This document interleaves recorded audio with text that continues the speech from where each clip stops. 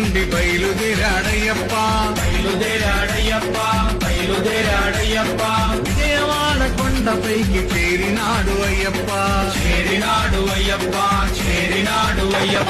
పెదవాడ దుర్గమ్మను పలకరించాడయ్యప్ప ఆదిశక్తి కొందనాలు చేసినాడు అయ్యప్ప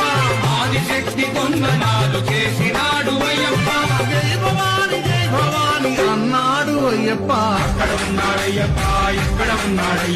ఎక్కడ ఉన్న మన కోసం ఇక్కడికొస్తాడయ్యప్ప ఇక అక్కడి నుండి నేరుగా అయ్యప్ప ఎక్కడికి వెళ్ళిండు స్వామి పూజ భజన జరుగు చోటుకొచ్చినాడు అయ్యప్ప అభిషేకం అర్చనలు స్వీకరించాడయ్యప్ప